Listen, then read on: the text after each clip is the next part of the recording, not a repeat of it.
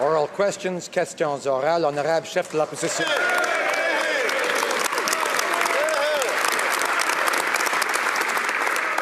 Mr. Speaker, while the Obama administration has rejected Canadian pipelines, they've lifted the export ban on their own U.S. soil and approved massive expansion of U.S. pipelines. The U.S. is not only our biggest energy customer, they're now our biggest competitor. For any climate change agreement to work, the playing field must be level. Can the Prime Minister guarantee Canadian energy workers he won't put them behind the 8 ball by implementing new measures here at home that the U.S. has no intention of implementing themselves? The Honourable Minister of Natural Resources. Mr. Speaker, the Prime Minister has said many times and in this House that moving Canadian resources to market is a priority for him personally and for the Government of Canada. And the best chance for that to happen is to have a credible regulatory process that unfortunately was not the case with the previous government, but is now in place to give us a result that we all want, Mr. Speaker. The Honourable Leader of the Opposition. Well, Mr. Speaker, how important is energy to this government when the Energy Minister isn't even invited to go to Washington?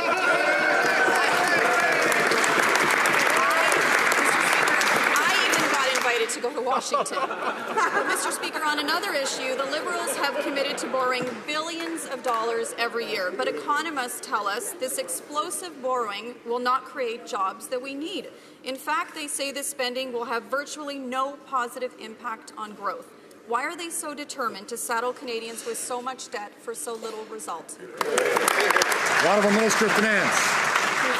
We are determined to make investments that can improve the lives of middle-class Canadians and people across the country. We've made it very clear that we believe that the time is right for us to make significant investments to improve the long-term productivity of this country at a time when interest rates are the lowest they've ever been. It's the right thing to do for the country, it's the right thing to do for the middle class and all those struggling to join the middle class. Honourable Leader of the Opposition. Président, les libéraux se sont retrouvés avec un excédent de 3,2 milliards de dollars qu'ils ont dilapidé en quelques jours. Nous avions le meilleur bilan de création d'emplois du G7, mais ce gouvernement n'a aucun plan pour poursuivre sur cette lancée. Monsieur le Président, est-ce que les libéraux vont admettre qu'ils n'ont pas de plan? Honourable Ministre des Finances.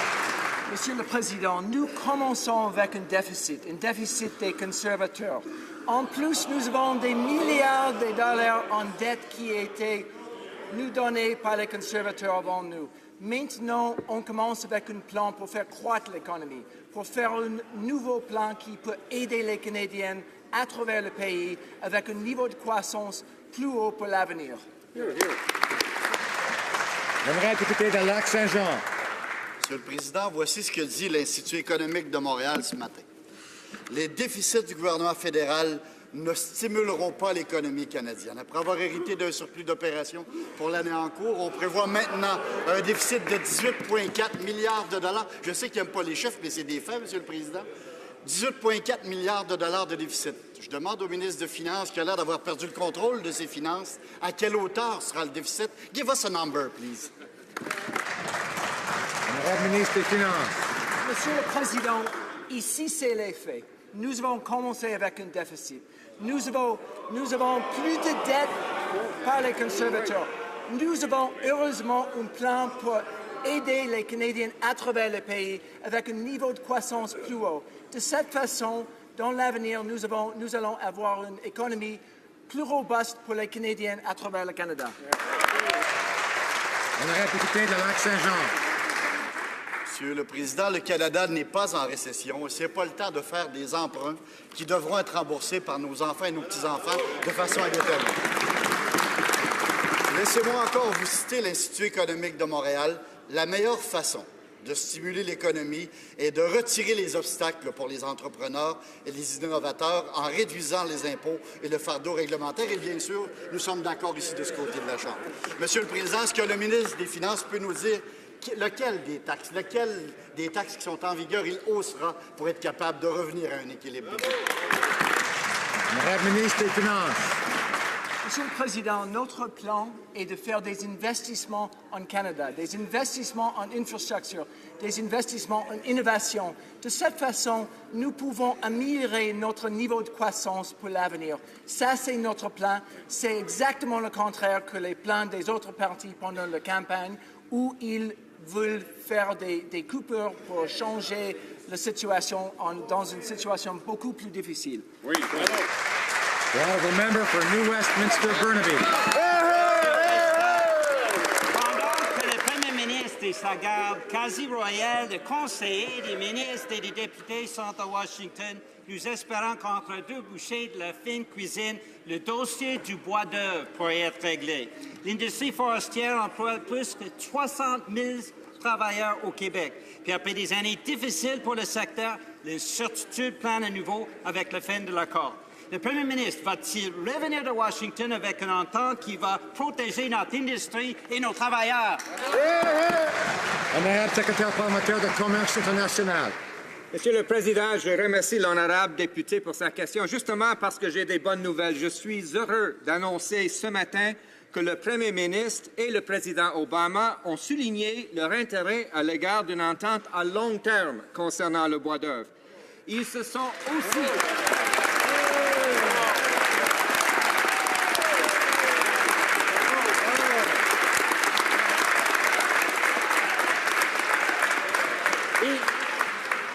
Ils se sont aussi entendus, Monsieur le Président, que leur ministre examine intensivement toutes les options. Honorable député de New Westminster Burnaby.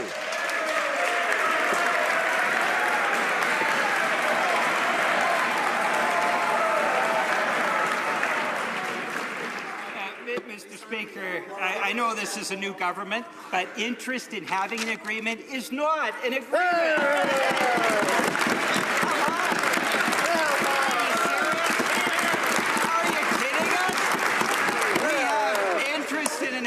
And that's all they have to announce. I mean, we're glad that the Prime Minister is having a good time down in Washington, but there are things that he should be fighting for, and one of them is Canadian jobs.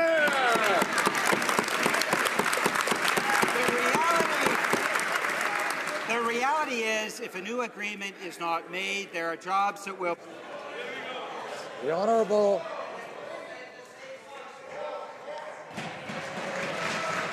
Parliamentary Secretary. I'm also pleased to finish the announcement, Mr. Speaker, which is the Prime Minister and President Obama have instructed their ministers to examine in an intensive fashion all the options.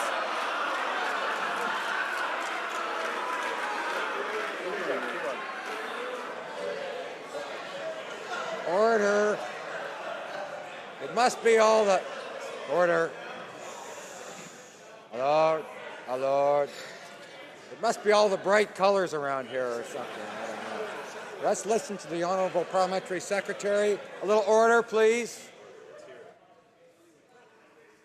I understand the enthusiasm on the part of the other side, Mr. Speaker. They will table a report within 100 days, Mr. Speaker, that will outline the principal manner in which we will resolve this issue. Thank you.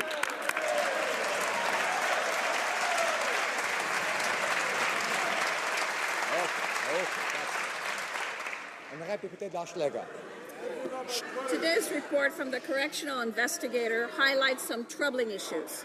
In particular, the shocking rise in the number of Indigenous people in prison. Over the past 10 years, the number of Indigenous inmates has rocketed by over 50%.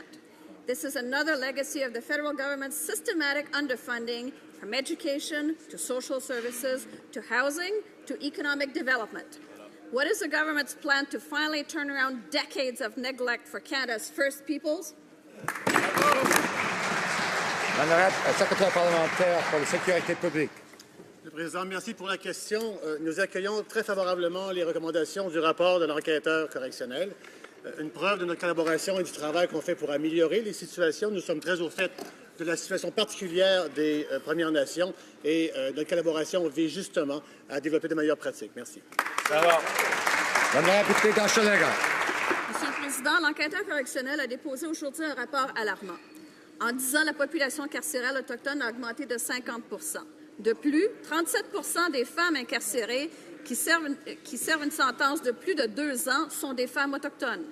Et l'obligation pour le système correctionnel de prendre en compte la réalité autochtone n'est tout simplement pas respectée. Est-ce que le ministre de la Sécurité publique peut nous dire quel est son plan d'action pour corriger le tir et respecter cette obligation? Est-ce qu'il y en a un plan? Quand est-ce qu'il va nous le dire? Bravo. L'honorable secrétaire parlementaire. Merci, M. le Président. Merci pour le complément de question. J'ajouterai à sa préoccupation que nous sommes aussi au courant que non seulement la dimension autochtone s'est accrue en carcéral, mais aussi les personnes âgées dans certaines régions du Canada, des personnes plus jeunes dans d'autres sections du Canada. C'est la preuve que le fait d'accueillir les recommandations de l'enquêteur correctionnel est le premier pas vers un développement d'un plan d'action. Merci. Mr. Speaker, the Liberals are spending like we're in the Great Recession, even though we're not. The economy is growing. They could provide targeted supports to parts of the economy that need help today and to invest in infrastructure over the long term, but they're not going to do that. They are obliterating every one of their promises by running a $30 billion deficit. They just can't resist spending more. How can the Liberals justify spending money they don't have to fight a recession we're not in? Honourable Minister of Finance. Mr. Speaker, I'm very much looking forward to presenting to this House our budget 2016 in just a few short days. I'm pleased to tell the honourable member and all of the members of this House that we will be introducing a budget that will make investments in long-term productivity, investments in infrastructure that can make a real difference in Canadians' lives while increasing our growth rate in this country for those people who need to have a much better growth rate now and in the future for their families. The honourable member for Brantford-Brant. Mr. Speaker, TD Bank says the Liberals are breaking every single fiscal promise they made during the campaign. And the Bank of Montreal is warning that their spending spree will not come close to producing the growth they're imagining. Can the Finance Minister confirm that his fiscal plan is to blow the bank, blow through all of his fiscal promises, and then cross his fingers that the budget will somehow balance itself? Honourable Minister of Finance. Speaker, I can confirm to this House that we've had a last decade of low growth. We campaigned on a promise for Canadians that we would help those Canadians that are middle-class Canadians and those struggling to join the middle class by investing in growth. We will be making investments in infrastructure at a time when interest rates are at a historically low level. We're going to do this because it's the right thing for all those Canadians who know that we need to make investments in the future. Oui, merci, Monsieur le Président. Tout à l'heure, le ministre des Finances a dit en cette Chambre, je cite, « Ici, ce sont les faits. » Ah oui? Bien, nous, on les a vraiment, les faits. Revue financière du ministère des Finances d'avril à novembre 2015, excédent budgétaire de 1 milliard de dollars. Ce sont les faits du propre ministère des Finances. Maintenant, Monsieur le Président, quel est le plan du gouvernement pour les années à venir? Un déficit de quelques 150 milliards de dollars. Est-ce que le gouvernement est conscient qu'en endettant nos enfants, ça ne crée pas de la richesse, mais la vraie création de richesse, pour vraiment créer des emplois, c'est aider nos PME? Oui. Honorable ministre des Finances. Monsieur le Président, les seules personnes qui pensent que les conservateurs ont donné une surplus, c'est les conservateurs eux-mêmes. Oui. 1 mois, 2 mois, 6 mois, ça, c'est pas une année. Pendant l'année 2015-2016, nous allons avoir un déficit. Ça, c'était notre place de départ. Nous allons faire des investissements pour faire croître l'économie. De cette façon, on peut être dans une meilleure situation dans l'avenir. Honorable député de Louis-Saint-Laurent. La seule personne au ministère des Finances qui n'a pas eu de surplus, qui pense qu'il n'y a pas eu de surplus, c'est le ministre des Finances lui-même, pas les conservateurs. Non!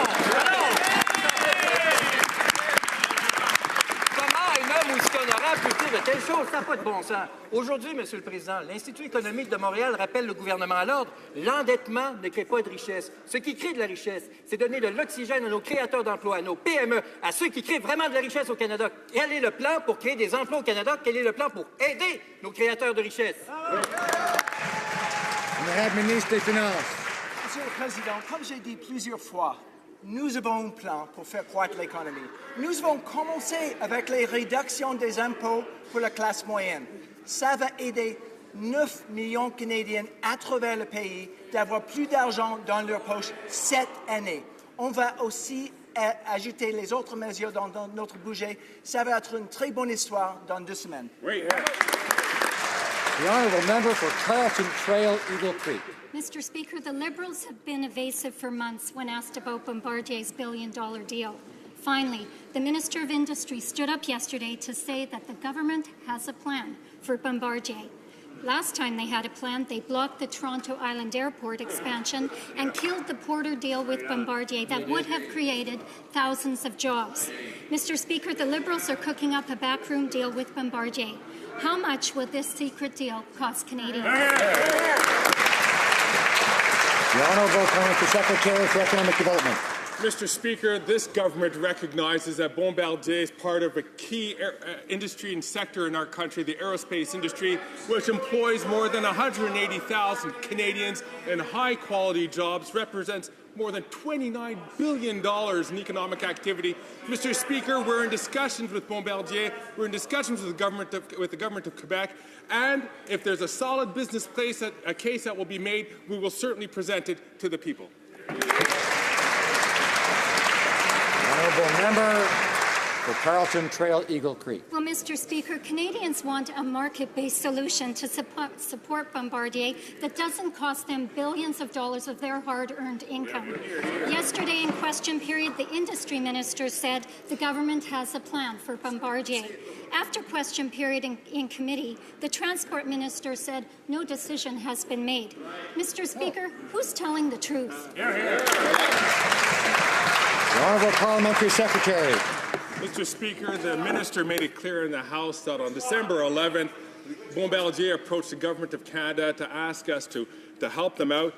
We are studying their case as they know that this is a very complex file. We are doing our due diligence because there's one thing which we had promised the people of Canada is that whatever decision that we're going to make, it will be based on a solid business case and a solid analysis, Mr. Speaker. That's something that we believe in and having evidence-based as opposed to just making decisions willy-nilly like they do on the other side.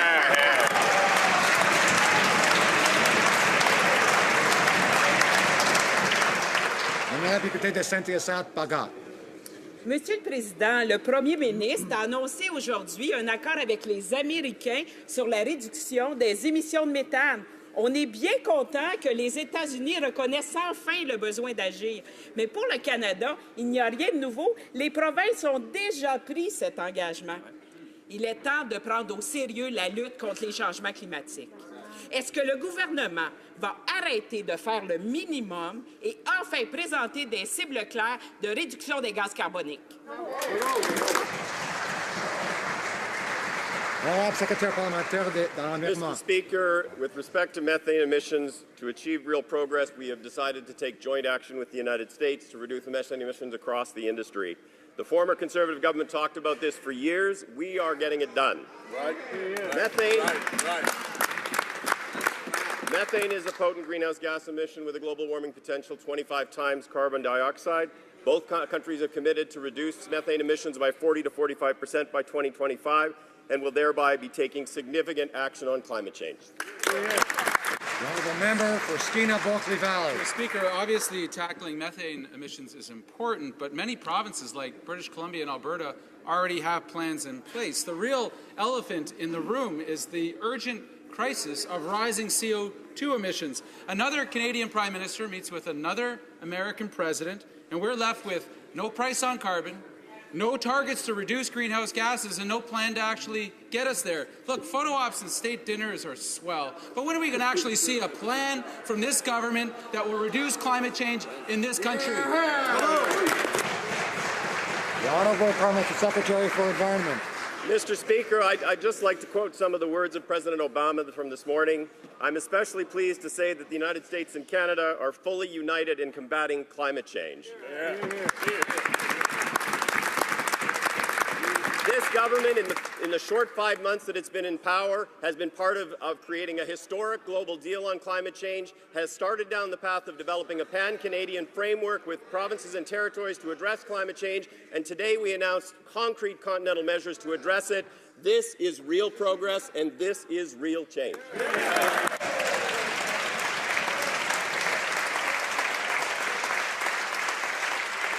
Honourable member for Kamloops Thompson Caribou. Mr. Speaker, yesterday in the gallery there were ranchers from my riding who live in the area where Aboriginal title has been declared over private property. Frankly, Mr. Speaker, when they heard the responses from the ministers, they were terrified about their lack of regard for their ranches and their property. Can the Justice Minister stand in her place and reassure them that they will protect private property rights? The Honourable Parliamentary Secretary for Justice.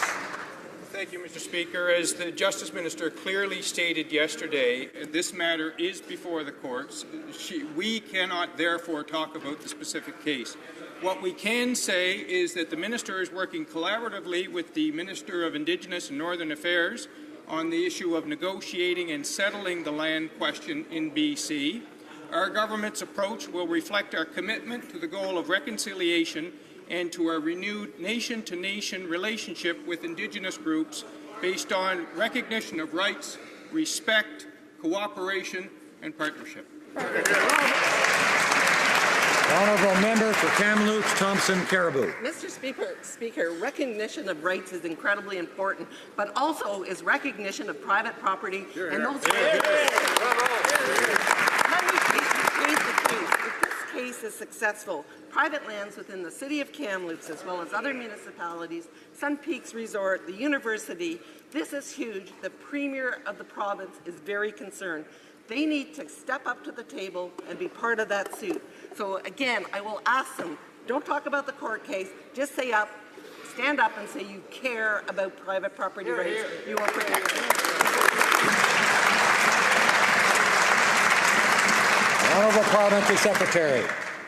Mr. Speaker, the issue of private property rights and the issue of Aboriginal rights are before the courts, and it would be highly inappropriate for us to talk about this court case and about the matters that are an issue in the court case in this chamber. We as a government will continue to deal with First Nations land claims in a manner that's consistent with our commitment to reconciliation and a renewed nation-to-nation relationship with Indigenous groups based on recognition of rights, respect, cooperation, and partnership. The Honourable Member for Chilliwack Hope. Well, Mr. Speaker, the Minister of Justice has abandoned private property owners in British Columbia. There is a court case in BC that, if successful, will place Aboriginal title over privately held lands for the first time in Canadian history. The Premier of British Columbia is not hiding behind the courts. She's joined with us and has taken a stand to protect private property. Will any one of the 17 Liberal MPs from BC stand up for British Columbia, or do they believe that Ottawa knows best when it comes to private property rights?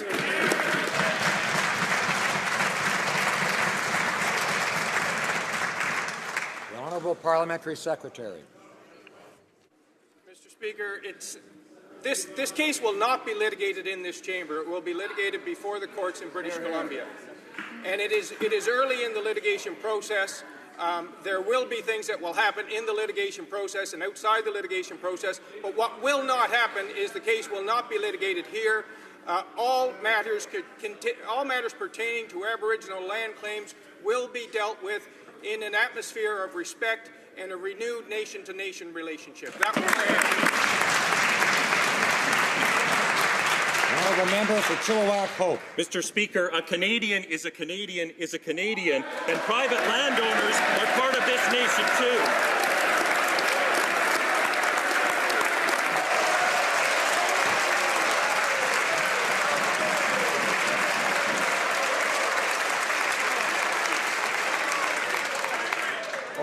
Order, members.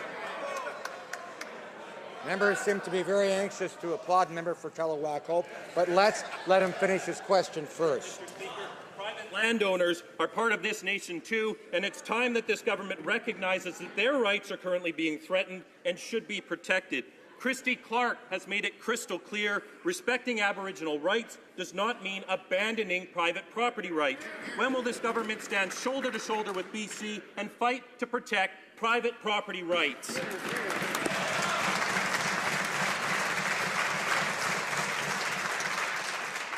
The Honourable Parliamentary Secretary. Mr. Speaker, this fight is before the courts, and the competing interests will advance their cases before the courts. The matters that are before the courts will not be played out in this chamber.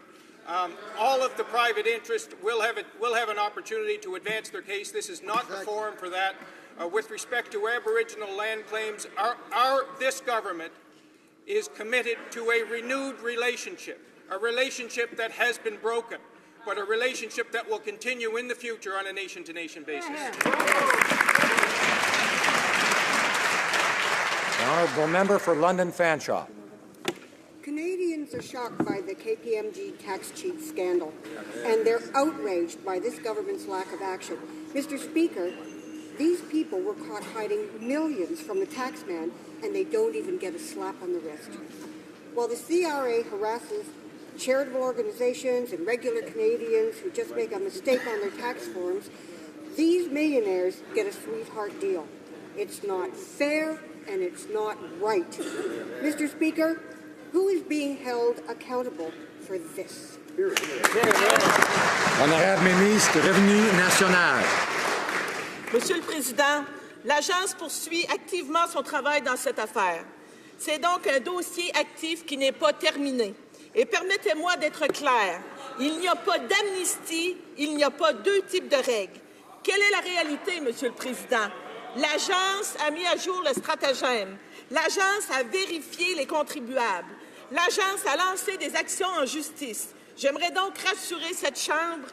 Tous les contribuables canadiens sont traités équitablement, peu importe leur revenu.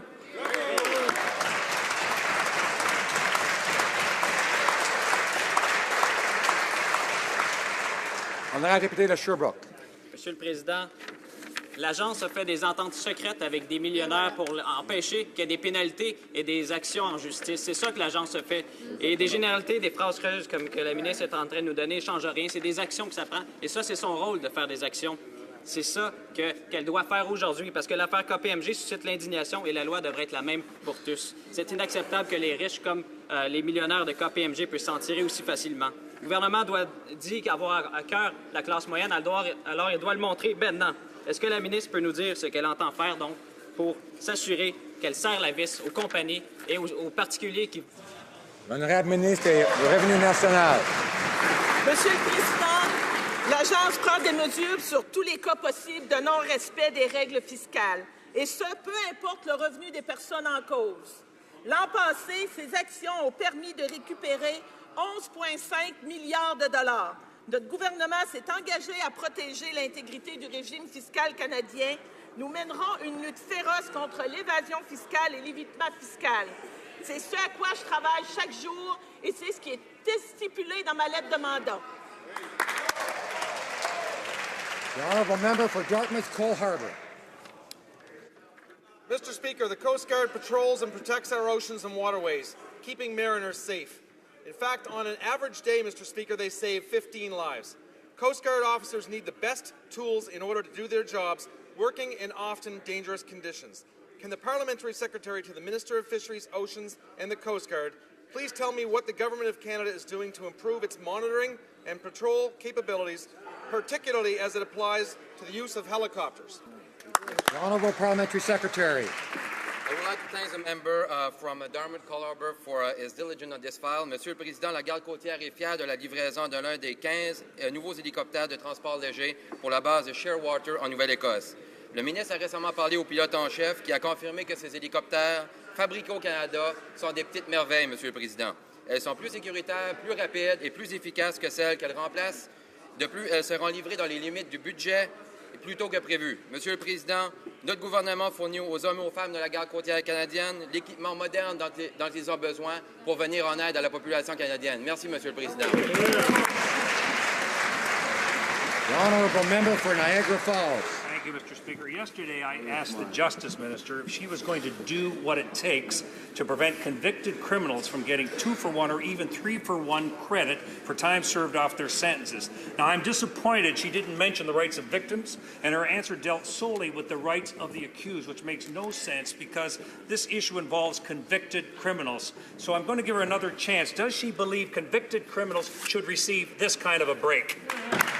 The Honourable Parliamentary Secretary for Justice. Mr. Speaker, I'd like to thank the honourable member for that question. As he knows, there has been some concern expressed by judges in courts in this land with respect to the pre-sentence custody credit arrangements. Those cases are being reviewed. There are others pending that are being reviewed. In fact, there is a comprehensive review of the criminal justice system that is underway in the department that will include these ongoing challenges and a modernization of the code that hasn't happened since 1980. The honourable member for St. Albert, Edmonton. Mr. Speaker, the Minister of Justice has a duty to stand up and defend the laws of the land. In at least 5 cases, Ontario judges have given extra credits to convicted criminals in direct contravention of the Truth in Sentencing Act. So when will the minister finally stand up for victims by standing up for the Truth in Sentencing Act instead of just standing up for convicted criminals?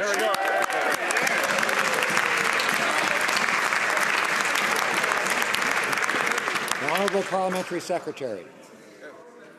Mr. Speaker, I'd like to thank that member for the question. We are well aware of the challenges that have been launched in the Ontario courts and the judgments that have been rendered. Those judgments, as well as other cases that are pending with respect to challenges to the pre-custody credit regime in this country, are being reviewed as part of a larger review to determine the efficiency and the effectiveness of sentencing and other criminal justice matters. The honourable member for Markham Unionville. Mr. Speaker, the 2016 Liberal immigration scheme cuts 8,000 caregivers from coming to Canada and taking care of those in need. Canadians all over the country have benefited from this program over the past 10 years, and now they will have to suffer because of this reckless Liberal cut. Can the minister explain to Canadians why the Liberals think axing 8,000 caregivers is a good idea? Honourable Minister of Immigration. Mr. Speaker, I am proud of the fact that Canada in 2016 will admit the highest number of permanent residents in living history. With a focus on keeping families together, helping those in difficulty, and at the same time maintaining our economic immigration going forward. And we will allow more caregivers than any year, the highest number in the last 2 years, and waiting times for caregivers will be coming down.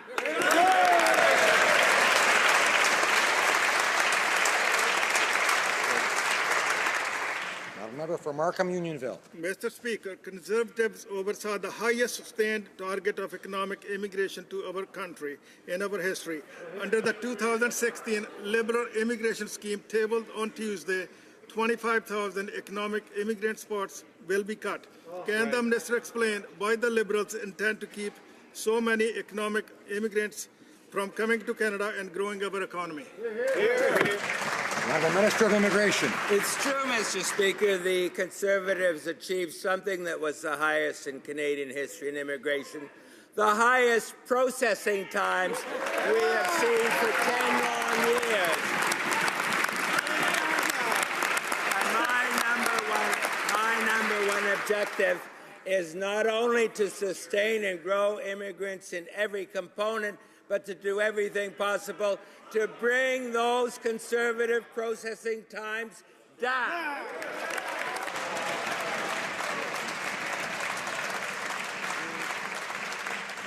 The honourable member for Regina Louvain. Yesterday at committee, the president of the Treasury Board admitted that the new advisory board for Senate appointments will cost $1 million every year, and that its recommendations will be secret. That's on top of the $90 million currently spent on the Senate. It remains unelected, unaccountable, and under investigation. Why is this government pouring more money into this scandal-plagued institution rather than following the example of every provincial legislature and abolishing the upper house? The Honourable President of the Treasury Board. Mr. Speaker, I thank the honourable member for his question. Last night I met with the committee as part of discussing supplementary C estimates, and in fact part of that did involve an investment in good government in an appointment process that will ensure that Canadians of the highest merit are named to the Senate of Canada. And I can tell him that this does require some level of investment. But $1 million invested in good government is significantly less than Senator Duffy's expenses, if I recall.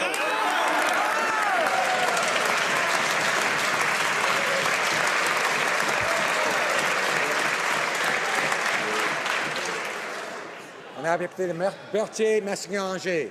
Merci, Monsieur le Président. Depuis 2013, l'aide infiltrée rentre des États-Unis au Canada. Et ça fait perdre des millions de dollars aux producteurs canadiens. C'est complètement inacceptable. Les libéraux s'étaient engagés à agir et la ministre a reconnu le problème à maintes reprises. On sait très bien que les Américains ne vont pas être contents de ces changements. Mais, Monsieur le Président, c'est le temps de se tenir debout et régler cette problématique. Qu'est-ce que le ministre attend pour faire appliquer des règles en vigueur et régler les problématiques aujourd'hui? Ministre Agriculture. Thank you, Mr. Speaker, and I appreciate my honourable colleague's question. And we're fully aware of the milk problem, and I am in full discussions with the dairy industry, and will continue to be in discussions with the dairy industry. Thank you, Mr. Speaker. The honourable member for Portage-Lisgar. Mr. Speaker, every day that goes by under the Liberals, the Canadian oil industry becomes less and less competitive. The Prime Minister is doing everything in his power to hurt the Canadian oil sector. Liberals are blocking pipelines, banning exports, and introducing a carbon tax. Meanwhile, the U.S. is lifting export bans, building pipelines, selling more of their oil, and no carbon tax. When will the Prime Minister stand up for Canadian oil and jobs instead of pandering to his anti-Canadian special interest groups in the United States? The Honourable Minister of Natural Resources. Mr. Speaker, I'm sure that there are millions of Canadians and many more millions of Americans who are celebrating today as the Prime Minister of Canada and the President of the United States restart a constructive relationship of respect between the two greatest countries in the world with the longest border and the most important trade relationship. Compare that to the relationship of the former Prime Minister and the current President of the United States. Let's take a moment and delight in a reawakening of the Canadian-American relationship that will be in the best interests of Canadians and Americans.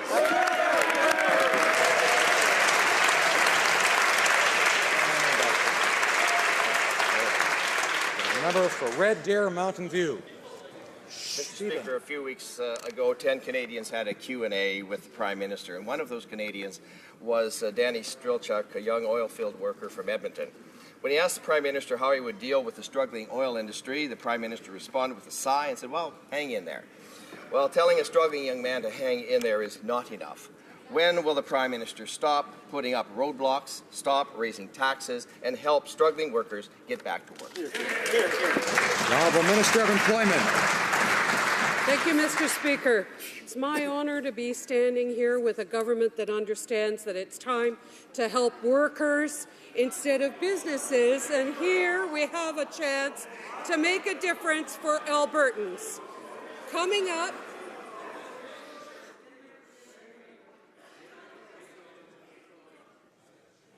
Order. Let's have a little order. The Honourable Minister of Employment has the floor. Let's listen to the answer. Thank you, Mr. Speaker. What I am trying to say is that it's important for us to refocus an employment insurance system that helps workers, and that's what exactly what we are going to be doing in the upcoming budget. The Honourable Member for Red Deer, Mountain View. Well, Mr. Speaker, this week in Washington, the Prime Minister will be hosted by the Centre for American Progress. This anti-Canadian organization has spent years lobbying against Canadian energy and the jobs that it creates. Thousands of Canadian jobs depend upon our natural resource industries, which include forestry, agriculture, oil and gas. Mr. Speaker, why is the Prime Minister focused on photo ops and anti-Canadian lobbyists instead of low taxes and better jobs for Canadians? The Minister of Natural Resources. The honourable member will know that a year ago, the Prime Minister met with this very same group in Washington and argued in favour of the Keystone XL pipeline because we are interested in fashioning arguments that will persuade people that we might have a good idea, unlike other governments who weren't interested in hearing other arguments because they had all the good ideas. The honourable member for Davenport. Monsieur le Président, le taux de pauvreté infantile dans ma circonscription de Davenport est au-dessus de la moyenne nationale. Le taux de pauvreté auquel font face les enfants est très préoccupant. On dit souvent que la marque d'une société juste, c'est la façon dont elle traite ses membres les plus vulnérables. Le ministre des Finances peut-il nous informer de son plan pour diminuer le taux de pauvreté chez les enfants? Bravo. Honorable ministre des Finances. Monsieur le Président, je remercie ma collègue de Davenport pour sa question. Je partage sa préoccupation de ce sujet parce que dans mon comté de Toronto-Centre, nous avons un niveau de pauvreté des enfants très élevé. En budget 2016, nous allons introduire notre allocation canadienne aux enfants. Ça va aider centaines de milliers d'enfants d'être dans une meilleure vie et ça va aider 9 familles sur 10 avec enfants d'avoir une meilleure vie dans l'avenir. Honourable member for Banff Airdrie. Well, Mr. Speaker, despite the fact that the Liberals keep claiming that they want to hold consultations on fundamental changes to our democratic process, it appears that they are, in fact, letting time make the decision. Time is of the essence, Mr. Speaker. The Chief Electoral Officer has warned that he needs 6 months lead time to be able to hold a referendum and ample time to be able to redraw riding boundaries if necessary. So is the fix in for the Prime Minister's preferred choice, or will the government be imposing their new voting system without allowing Canadians a say in a referendum? The Honourable Minister of Democratic Institutions. Mr. Speaker, I'm delighted to rise and respond to this line of questioning once again. As I have mentioned in this House, I will be working with the Honourable Government House Leader to convene a parliamentary committee to review and consult with Canadians about a wide range of options: mandatory voting, online voting, proportional representation, ranked ballot, and I'm sure the member opposite would agree that reducing such a complex conversation to a simple yes or a no answer would be a huge disservice to democracy and to Canadians.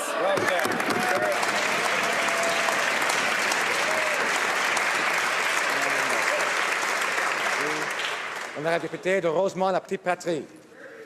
Monsieur le Président, c'est fascinant. On est en train d'assister et en direct à une arnaque, une escroquerie et une injustice monumentale. Il y a 3 semaines, le ministre des Transports a indiqué son souhait de changer la loi sur Air Canada afin d'empêcher de nouveaux litiges. D'ailleurs, cette semaine, un projet de loi a été inscrit au feuilleton. Mais hier, en comité, le ministre a refusé de dire qu'il allait maintenir les obligations légales d'Air Canada, pourtant confirmées par la Cour supérieure du Québec et la Cour d'appel. Monsieur le Président, pourquoi le ministre traite les 2600 travailleurs d'AVEOS comme de vulgaires pièces jetables après usage? Honorable ministre des Transports. Président, la situation a beaucoup évolué dans les 4 dernières années et je suis très content de l'intention d'Air Canada d'acheter des avions bombardiers et non seulement ça, de faire l'entretien de ces avions-là pour au moins les 20 prochaines années. Ça va créer des jobs de qualité, ça va créer une bonne continuité pour l'industrie aérospatiale. En même temps, Air Canada est en train de parler avec le gouvernement du Manitoba, encore une fois, pour créer des emplois. C'est bon pour l'industrie aérospatiale, c'est bon pour des emplois de qualité pour les Canadiens.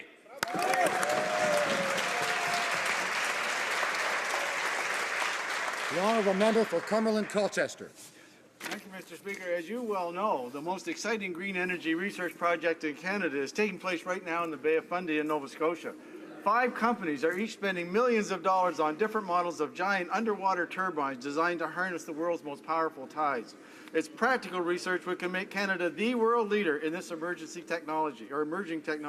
Will the government commit to making investments in training and infrastructure to ensure that Canada locks in this leadership role in this exciting green industry? The Honourable Minister of Natural Resources. I want to acknowledge the great work from the member from Cumberland Colchester who has long led this file. We are on the edge of a global technological revolution in renewable energy, and our government will help Canadian companies lead the way. We are committed to investments in renewable energy that will deliver economic growth and clean jobs to Canadians. We have the highest tides in the world with enormous potential. I am confident Canada will be a world leader in tidal power. Excellent. The Honourable Member for Lanark, Frontenac, Kingston. Mr. Speaker, I'm going to get my ears checked because I thought I heard the Minister for Democratic Renewal say that referendums are a disservice to democracy. Now, just to be clear about this, Mr. Speaker, a referendum would take place on the option the government is putting before people. That is not too complicated to be dealt with by a yes-no answer. Now, it sure looks to me like what's going on here is like the Liberals are spinning their wheels. It takes 6 months to set up a referendum, according to the CEO. It takes 2 years to do an electoral redistribution process. If they take long enough, they can guarantee that the only option to replace first past the post is the one the Prime Minister has favoured from the very beginning. Right. The Honourable Minister of Democratic Institutions. Mr. Speaker, I'm not quite sure where the question was, but perhaps I'll take this opportunity to assure all Canadians that the process that we have committed to is an inclusive and meaningful consultation process. We will listen to Canadians in all corners of this great nation to ensure that the changes we bring forward represent and reflect their needs and our capacity as a strong democracy.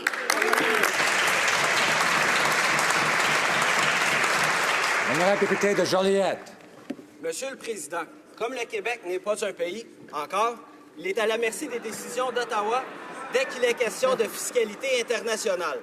Aussi, la décision de l'Agence du revenu d'amnistier une vingtaine de millionnaires qui cachaient leur argent dans les paradis fiscaux prive le Québec de revenus dont il a bien besoin. Le gouvernement est-il conscient que ces petites tractations, ça signifie moins d'argent en santé, moins d'argent pour les CPE, pour l'éducation? En est-il conscient? Bravo. Honorable ministre du Revenu national. Merci, Monsieur le Président. Écoutez, ça va me faire plaisir de répéter pour mon collègue qui n'a pas compris ma réponse tout à l'heure. Il n'y a pas d'amnistie, il n'y a pas deux types de règles. L'Agence a mis à jour le stratagème, l'Agence a vérifié les contribuables, l'Agence a lancé les actions en justice. Le dossier n'est pas terminé, c'est un dossier qui est actif, Monsieur le Président. Honorable député de Repentigny. Monsieur le Président, le ministre des Ressources naturelles a déclaré que le gouvernement Trudeau partage les objectifs d'énergie Est pour convaincre la population. Le travail d'un gouvernement n'est pas de convaincre, mais d'écouter la population. Même la Maison-Blanche ne partage pas Ottawa, comme M. Kerry l'a dit hier. Le ministre peut-il expliquer en quoi les objectifs d'énergie Est sont compatibles avec les engagements pris par son gouvernement à la conférence de Paris et renouvelés ce matin par le premier ministre lui-même à Washington? The Honourable Minister of Natural Resources. He said that the common objective was to move our natural resources to market sustainably. I don't know whether there are members on the other side of the House who don't share that objective, but we know that that is what this government believes, and I'm sure that's what the official opposition believes. But there's only one way that that's going to happen, and that is if there is a credible regulatory process where all Canadians can have their view, rather than the path to failure, which was the style of the former government. Yeah.